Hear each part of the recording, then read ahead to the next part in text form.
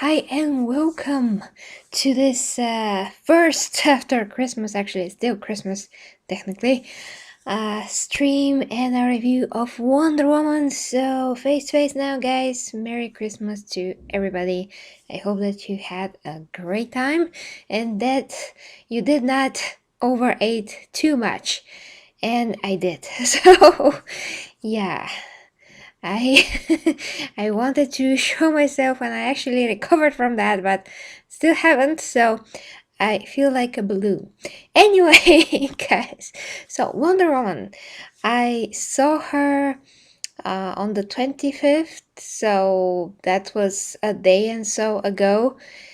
And the first part of this review is going to be a non-spoiler, so for those of you that are just joining us, just letting you know that I'm not going to talk with any spoilers, but because the nature of this movie and the already other things that are going on around it, I have to get into spoilers to really do it justice, so to speak, and to really be able to dig into what actually happens in this movie and the depth of it, all of those things. But for now, I'm just going to speak with no spoilers for the first maybe like 5 minutes. I mean, the non spoiler part is really brief, so yeah. And happy, well, yeah. I mean, I'm so happy to see you guys in the chat. So, hi, Derek Lighton, and Ed, hi to you. Ah, lousy Christmas. Well, I mean, not that my Christmas was like super awesome. Christmas Eve was a lot better, but I mean, it's basically what you make it. Okay, so without further ado, because I do want to get into this, and I just have too much things on my mind about this movie. So Wonder Woman 1984 is taking place in a very particular time. I mean, 1984, because I know that in real history something was about to happen, something very very bad. But let's just talk about that in the spoiler review. I mean that 84 is symbolic for an event that could have transpired in real life, so that is why they decided to use that year in the movie. That means that Wonder Woman had an influence on some huge disaster in the world, let's say. So a lot of people don't get that. And today I watched the review of Angry Joe, which I'm going to tell you about later in the spoiler section. And I do see how a lot of people will not understand this movie, so this is just Batman v Superman all over again, and it's very it's yeah it's I'm trying to pick my words because this is live too. I cannot cut that out later, but it's just sad for me. It really is sad that some people will not understand what is actually the true meaning of this movie. They will just look at it very superficially and totally misunderstand. So there's that. But okay, the movie is very good for me. Compared to the first movie, you can't really compare because they're so different. This movie might as well been the first movie if we didn't had Steve in it. Because it does once again show us Wonder Woman as a little kid and the lesson that she learned back then, and that is how the movie starts as well, with that lesson. And after that, we see how just her life is, and it's a good representation of what Wonder Woman life would be, especially after after the events of World War II, because 40 something years have passed, and you just see what she's been up to and how she's been integrating herself in life and all of that. So to me, that is very important hole that was filled with this movie. We don't need to see every year, but at least the key moments of history where she did participate. that is actually what is interesting to her character. And the movie feels a lot like Christopher Reeve's Superman movies, which was intentional on Patty Jenkins' part. She really appreciates the old movies, as many of you may know, and she did brought that. So the movie does look like it was filmed in 1984. It just is perfectly done. I mean, it's literally like filmed there. And it's interesting all the way. It has good pacing. It makes you think. There's some things that happen that you're like, that is very weird. Maybe something is going on here, and then yes, turns out yeah, something is going on there, and all of that. The action is not a lot, but in the context of the movie and in the story, for me was enough. Because I mean, I'm the first person, especially when I was a kid, when I watched the Spider-Man movies, so when I watch whatever superhero movie, I was the first person to say that if the superhero is not in the superhero clothes or a costume, the movie's just not not very good. But this time, this rule, so to speak, it's just not very correct. I mean, the movie is so substantial in its meaning and its progression and what it shows and how it shows it, that for me it just didn't matter that there was no, I mean, not that many action scenes altogether. So in that kind of a way, you can think of this movie as very small budget compared to some other movies that are superhero movies. But the point of this movie is totally not to be like any other superhero movie. The point of this movie is to be extremely unique, to stand on its own, like completely on its own.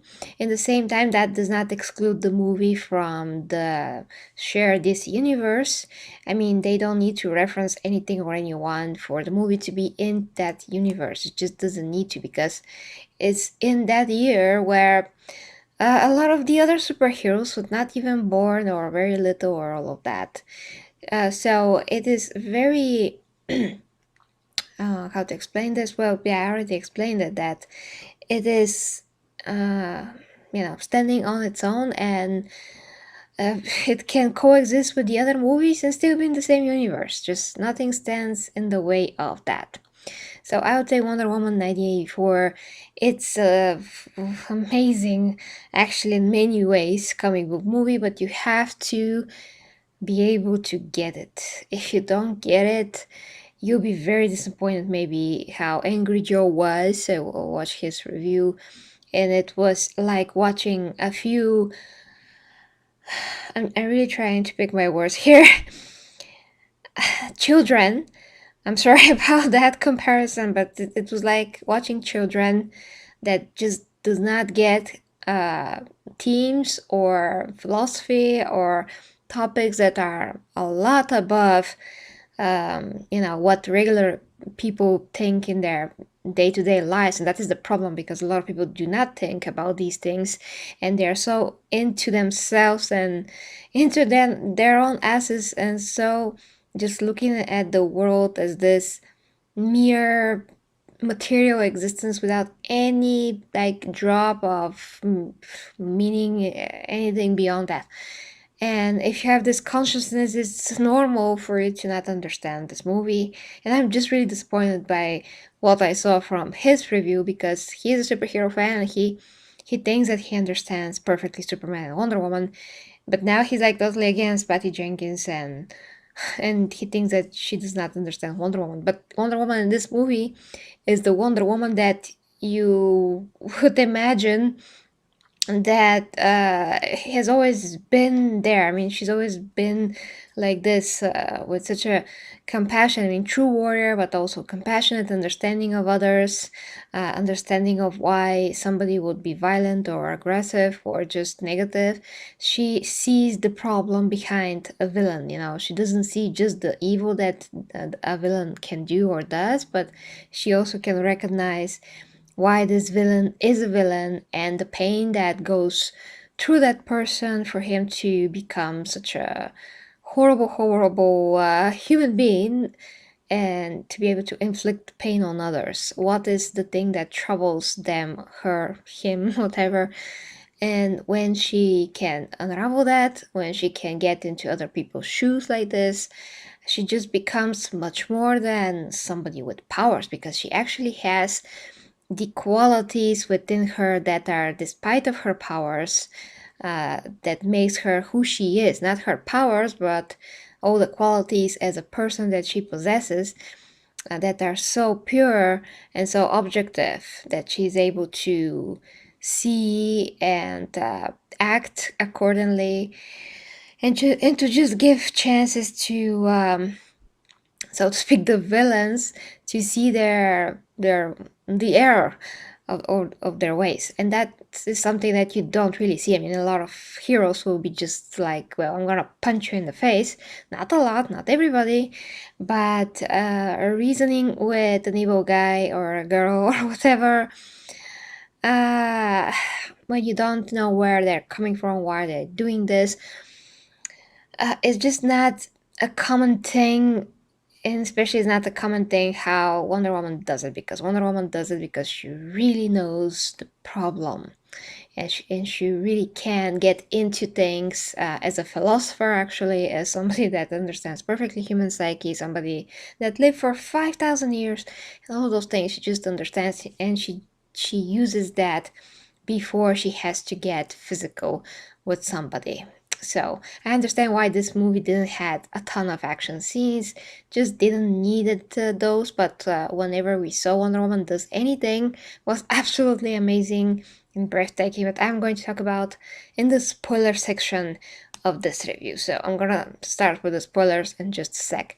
So first, I want to say hi to everybody that joined the live review. So hi dear Ivy, to you too. Ates, hi, very happy to see ya. Well, Ivy, if you haven't seen the movie yet, it's not good to hear the spoilers, I don't think. Dark, hi to you too. Alexis, well, thank you very much. So guys, I'm going to continue with the spoiler review, and I think I had somewhere some spoiler title, so I can put it on the screen right now, or I'm just going to try to text it, so everybody that are joining the stream will see that I'm talking spoilers. And yeah, people should have this warning. So yeah, I'm gonna do it real quick. Okay. I think I had some kind of a cool font for such things, but who knows. Oh, I have the Xena font. Here is the Xena font. Okay, I think I'm gonna use that one. Now I just have to fix the size of it, and to actually be, yeah, to be able to be read. I don't know why the top is cut, but that's weird. Okay, let me see. Okay. Maybe it's from the font.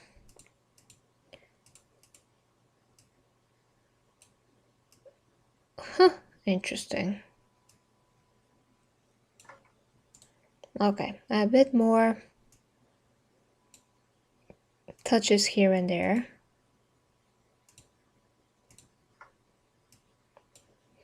A bit of a shadow.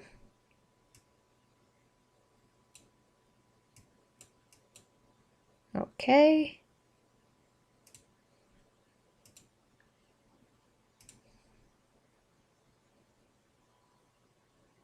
Oh, okay, so still don't know why this is cut out from the up part. Still streaming. Maybe it's the font. Okay, let me try some other font here. Yeah, guess it's the font.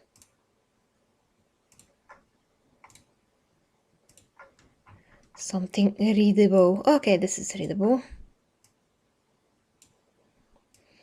Spoiler! Spoilers! Spoilers! No! Oh, not there. Here. Spoilers! Okay. We are ready. Spoilers! Spoilers. Now, everybody that's gonna join will know that I'm going to talk about with spoilers. Okay. Oh, Omega, hi to you. Ah, you don't like it. Okay. So, spoiler review. Now, like I've said, we're going to talk about everything, the meat of things, who and why I understand. I really understand the movie and why I do like it actually. And I was pleasantly surprised by the meaning of it. So, first, guys, you know that, well, I don't know how many of you know, but DC are trying to do something very different from Marvel. Marvel movies, as much as I also love them, because I'm also, of course, a Marvel fan, they're a bit cookie cutter, you know. They have this formula. Everybody knows about that. They have humor intertwined with, cool story, big action scenes, all of that. That is cool. I mean, I don't have anything against their style, their formula, all of that. But also the effect that they create afterwards is that, well, not this is not about the Avengers. I mean, the Avengers is the only movie that I exclude from this because the Avengers, especially the last one, has a lot of substance, and although there is this formula to it, it's also very, very substantial. But most of those movies are like fast food, and I just forget about them after I see them. I talked about this and I mean, a lot of times. Now, DC movies for me are not like this at all. They are very different, very unique.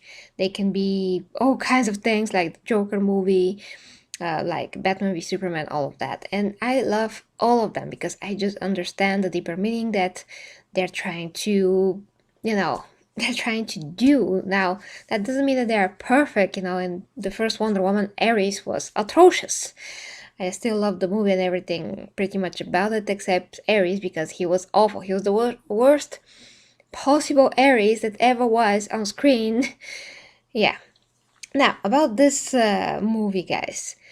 A lot of people did not understand anything of Wonder Woman 1984. I don't know how this happened. I never thought that I'm going to talk about the movie in that context, that it was not understood, but I see that it is not. So I'm going to try to explain the movie and what actually they wanted to say with it, and hopefully some will think about this. I don't know. But basically, guys, the movie starts, with this stone. We see that, Wonder Woman works in archaeology department, like in the museum or whatever that was. And there is the stone that basically very soon it turns out that the stone can grant wishes, but Wonder Woman does not understand that. It just happens because she has a casual conversation with Deborah, I think was her name. I mean, Cheetah, Kristen Wiig's character, and she just wishes for Steve to be alive. Then Cheetah, yeah, casually, but she kind of thought that Stone can do something, but she wasn't very sure. So she just did it basically. She wished to be like Wonder Woman. I mean, what she thought that Diana is. And of course, that came with powers because Diana is also Wonder Woman. All that is well and good. But the point of all of this is not to be looking at that part of the story as something very superficial because it is actually not. I mean, in the Wonder Woman world, first you have magic. I mean, everybody knows that Wonder Woman is half a goddess, or somebody would say that she's full goddess, but let's say she's half a goddess or mostly goddess. And everybody, not everybody, but everything around her mythology, story, lore, all of that is related to the gods, and that is magic. So in this universe, magic can do whatever the heck magic can do. I mean, which is a lot of things because it is magic.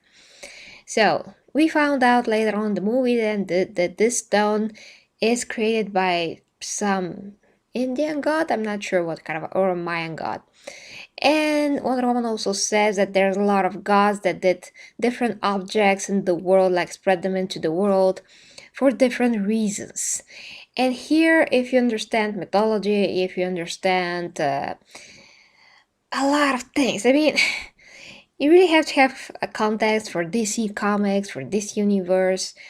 A lot of those things do matter, and they are included here in some kind of a shape or form in order to explain all of those things. So you do have to have some kind of a context for these things. If you don't, it's you can say, oh wow, how the stone is able to do this and that, because I also heard these kind of arguments. How is this happening, or how is that happening? Well, it's magic. I mean, it is magic, magic is magic.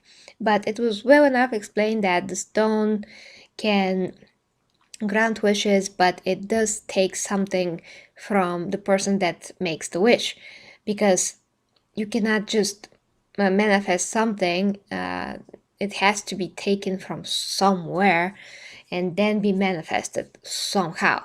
And because it's unnatural to make things happen without earning them, without earning whatever you want to have, and doing it in the natural way of things, with the natural progression and effort and all of that, you end up losing something of yourself, because that is the price, because you did get that thing extremely artificially and not in the natural way of things. You're going against nature, basically. That is what this is. And the movie starts right away with this scene of Diana having a contest with the rest of the Amazons, and she wants to win, and she cheats to win. She makes a mistake along the way. She couldn't finish the whole race in a manner that was supposed to be, acknowledged, so she can actually be counted as the winner. So she messed up, she cheated to compensate for that, and her aunt and her mom told her that nothing good comes from lying. And I just don't get how people miss that. I don't know how. I mean, not all people, some people that don't understand what happened, but that is the moral of the story from the very first beginning. And that is basically what explains everything, 99% of everything, because that's the point. Nothing good comes from lies. And now the way that the stone works and all of that is also further explained. But the point is that, of course, that when you wish something and it happens, it has to be taken from somewhere. So first I was very bummed out when Steve came along, and I thought that he was really back, but it turns out that he is just in another dude's body. And that was really disappointing to me, because Diana saw him as Steve, but in reality he still looked like this previous guy all along. And they were in his apartment, and yeah, they had a ton of loving, which is awesome. But it was all in his body, it's horrible. It's just horrible. I mean, it's, yeah, it's just wrong in a lot of ways. It's just very, very wrong. But that is what happens. I mean, and for the beginning, Diana was really happy, and she really didn't consider this time about this other guy, that he actually lost his life. He's dead. He's dead in that moment, his soul is not inhabiting his body, so that's not good. Not good. I mean, if Diana knew what was going to happen, she will not agree to this in the first place. She will be like, oh, not in expense for another person's life. But she didn't know, so when it happened, she accepted it and went with it. But that doesn't mean that that's correct, it just not. But she was just too happy and too overwhelmed to stop it. So I can get that. I mean, she has human emotions, and Steve is the only man that she ever loved. She basically never had any man at all in her 5,000 years of existence, which is it's horrible.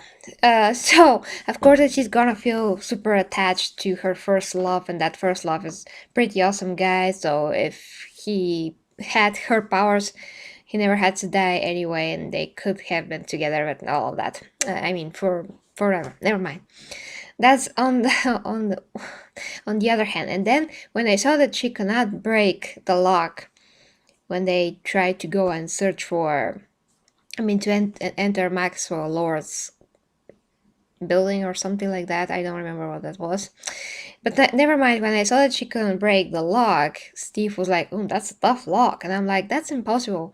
I mean, no man's anything, equipment, whatever it is, metal, could withstand Wonder Woman's strength. That's absolutely impossible. I mean, she's almost as strong as Superman. She can move planets. I mean, for goodness sakes.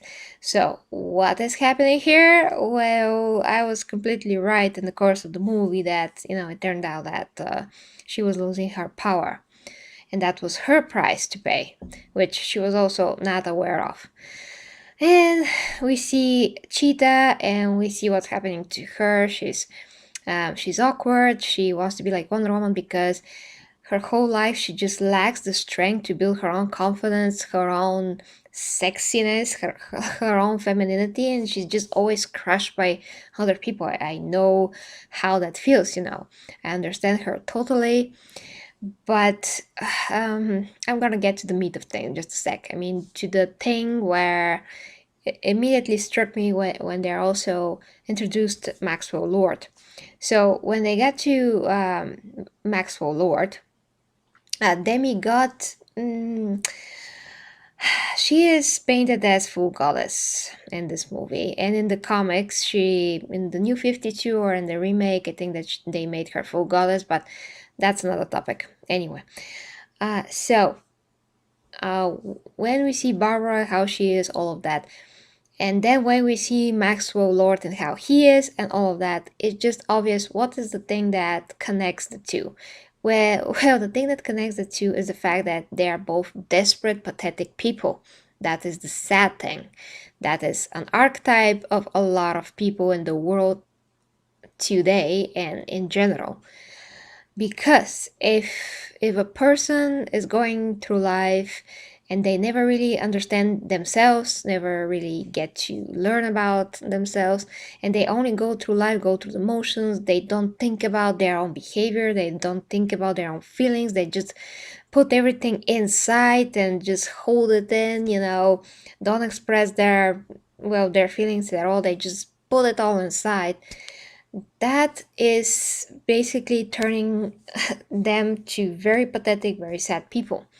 If they are facing their inner world, they focus on their positive quality, they try to build them, they try to see how one can develop confidence for real, not just baseless confidence, but for real, how to develop themselves. The world will be a much different place, but unfortunately those two people are example of how a lot of people are. Those are people that are just weak and pathetic all the time. They are always jealous of other people that are more accomplished than them, that are talented, that are a lot of other things. And even though, I mean, it's the same when you look at somebody that is an athlete, or like in this instance where Cheetah, I'm just gonna call her Cheetah because it's easier. Cheetah watched Wonder Woman and, watch how Diana is, how she carries herself, all of that. Yeah, but Diana fought, trained since she was a very little girl to be a warrior, went through a lot of stuff, saw people die in the real world, people that she befriended because she is basically immortal. And she had to endure so much pain and loss, just like regular humans. And the ways that she carries herself, I mean, what she had to do also to go into our world, to get used to live in our ways, to understand us, to have the compassion for us, the little ordinary people, because compared to the Amazons, we are like insects or something, because we're so physically weak and all of that. If she had any egotistical mind. If she was like evil, she would have looked down on us, but instead she looks on us with compassion. She wants to help and just make humanity better. And she could not do this. She could just go to Themyscira and live forever there, you know? She could have saved herself being exposed to how we are here, to all the suffering and death and sickness and all of that that humanity has, you know? She would never had to see this. She could have just stayed in Themyscira. But she chooses to go to our world to endure all of that horror, to see that, to witness that, and to not be able to save everyone. And that is absolutely a torture, and it's tremendous suffering for her as well. But she is willingly doing that because she knows that with her powers in our world, she can make a difference. So I'm saying she has character, she has goodness, she has real qualities that are admirable. And for someone like Barbara, that is extremely pathetic, low soul, to be jealous of her is just horrible example of humanity, how people really are. So instead of somebody, I mean, for people to get to be better, to try to be better for themselves, to be the best version of who they could be, not Diana, not to be like Diana, how she wanted, but to be the best that she could be in general, not just in this case, but in general, not to want to be like someone else, but to be the best that you can be with your qualities, with your potential, with everything like that. Instead of that, she wanted to be like her, and this is a power that she did not earn. So when she got it, she of course abused it for, in violence and all of those things. And what it took from her was the very thing that made her at least in some way some way valuable person. Her her, well, innocence, it's a very, not innocence, but everything that she was. I mean, she was still kind of pure and awkward and overall a good person, but good person that just grew bitter in time. And once again, that's something that happens to a lot of people. And Maxwell is the same thing, but he's just in different field of life. He wanted to be a CEO so bad that he pretended, he faked it till he made it. Fake it till you make it. Fake it till you make it. You know how people say? Yeah, but when you don't have any substantial qualities behind that, you're gonna fall flat at some point. You're not gonna be able to fake it forever. You do have to create real knowledge and qualities that you have to put into your work so you can actually achieve something for real and not just faking it all the time. It's impossible. And I know a lot of these things in terms of real life examples. I know this, CEO that was absolutely the same way. He faked it till he made it, and then everybody, the whole company was laughing at him all the time because he was absolutely pathetic in everything that he did, in the way that he treated people as well, the deals that he made, just so illogical. I mean, his staff members knew what was the right thing to do all the time, but he just didn't had any clue because he didn't study for this. He didn't know. He just placed in this position because he knows someone. So you just cannot fake it forever. And if you try to have something through a lie, that's just not gonna be worth it at all.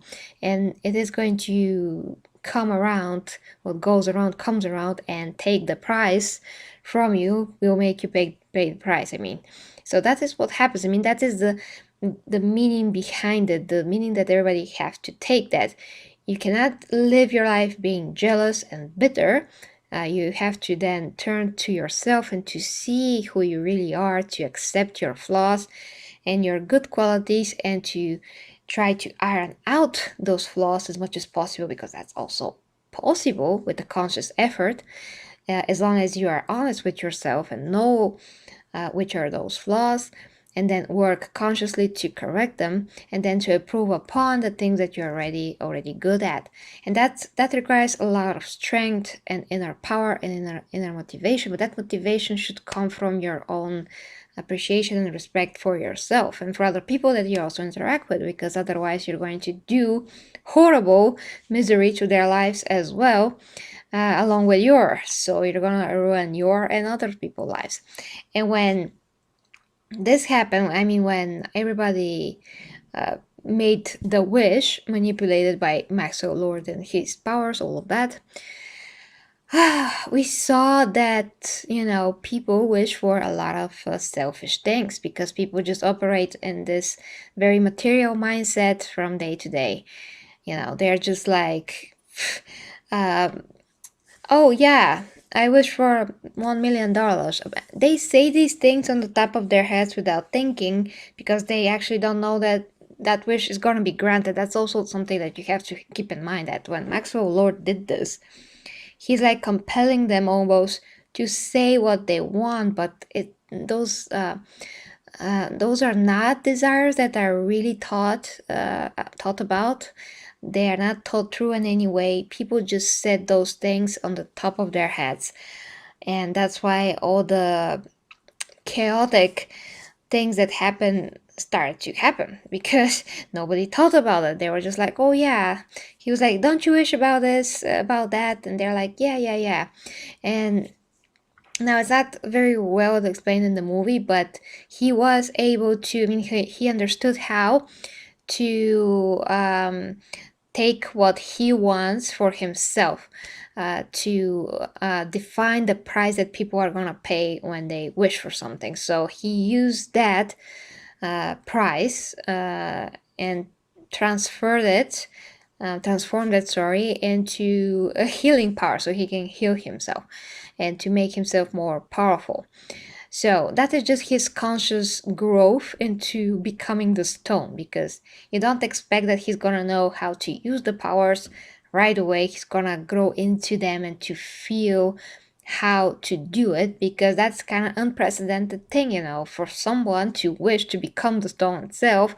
There's gonna be a lot of loose ends, a lot of things that you have no idea where they're gonna go, how he's gonna use the powers, how these powers are gonna manifest, because he's a living being that can consciously think and feel and all of those things. So that's also something that for me is not a plot hole if you didn't understand how he was able to do what he was able to do, because actually in the comics Maxwell Lord does have mind control powers, as it turns out. But here you see that in the process of him uh, spending more time with these powers, he does learn how to use what the stone already did. I mean, the stone did had some kind of a alluring aura. Yeah, I mean, it had some kind of a alluring quality to that.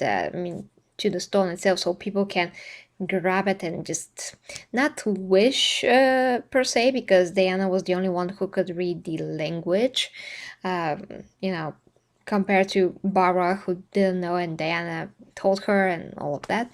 The point is that all of those magical objects, they do have this kind of a magnetic thing to them, which is always implied in some form in movies, but it's very subtle. So if you don't catch it, you'll be like, well, why would people do this or that because of the stone? Well, because on a subconscious level, they're attracted to it. And those gods that did these objects that Diana mentioned, they did them to draw from people power in all of those ways. So a god that's very malicious god will not make a stone or whatever object it is without any reason behind it. He made that because he wants to draw power in some way from the people that gonna use it. And we need to know that the previous civilization that used it destroyed themselves. Yeah. Now, there's a lot of things to say. Now I'm gonna get to some of the things that Angry Joe said. in his spoiler review, I want to address that because um, a lot of people that did not understand the movie are also gonna say the same things. They're gonna write them in the comments, I'm sure. So I put it somewhere here, and I'm gonna play only some parts of that review and see what he said, basically. And I'm still shocked that he didn't understand that, but yeah. And Diana was once again the bigger person when she decided to relinquish her wish and send Steve back into the other afterlife, because that is just the right thing to do, honestly. Unfortunately, but that is what heroes do. Okay. Oh, Angry Joe, I never see that review. Game on digital, so guys, I check mean, it out. unless And somebody this sends is it to the him. spoilers discussion, so all the You never dumbest plot see moments, all the stuff from this my extremely response. disappointing Wonder Woman 84, like a slap in the face here at the end of the year. I Slap hope in you that guys enjoy. It's kind of scatterbrained. We face. put these Oh, things I'm together sorry like about that, 15 guys. minutes after we see the film. So if you're looking for the review, it's the video before, but here is I have the some angry rant and a quick word from our sponsors before. explicit Check it book out. right now. Hold on. Oh, Jesus. Mijo, you're not getting any taller. Are you not eating? Did you hear your cousin got into med school? How come you aren't going to medical school? I don't know what Could be around happened, forever. I want grandkids, guys. you know. I mean, I kinda do, but I can't fix it. Hold Hey, on. nephew, did you know that the Denver International Oh, Airport Jesus. is actually the Illuminati Hey, guys. headquarters? And Bigfoot is real? And you know what? The So, moon. hold The it, moon hold it. isn't even real. It's Trying to the do something. kaleidoscope in the sky. It shifts all the time. I mean, damn it! You want Explicit this bear? thing sometimes. All right. Is that a video game? What's that? And it's very hard to fix. Doesn't that the video start to show? Okay, here's the video, but I'm still invisible. Guys, not all mobile games suck. Okay, that is his thing. Okay, wait. If I can, if I can make myself visible, that's gonna be amazing. Yeah, I know, Ivy. I see it. I mean, whatever you see, I see as well. So, oh my god, this is funny. Well, this stream is, I think, going for a long time now. So I'm just gonna make another, otherwise it's just gonna be too long. So the angry review of Angry Joe deserves his own video, and I'm not gonna focus on the whole 39 minutes, just some things. But yeah, I do think that that deserves to be on a separate video anyway. So I'm just gonna stop this broadcast and make another one, restart the explicit, and this is gonna be fixed. So I have to stop it anyway, guys. It's impossible to fix it in a live state. So I'm gonna return in about, I think, 20 minutes. So yeah, 20 minutes. I'm gonna try my best, guys. But it's worth to address some of his points, like I said, because he is gonna make, remarks and just things that I'm sure a lot of other people also gonna tell me. And I do think that they're totally misunderstood. So getting back soon, guys. See you in a few minutes. Love ya. Mwah.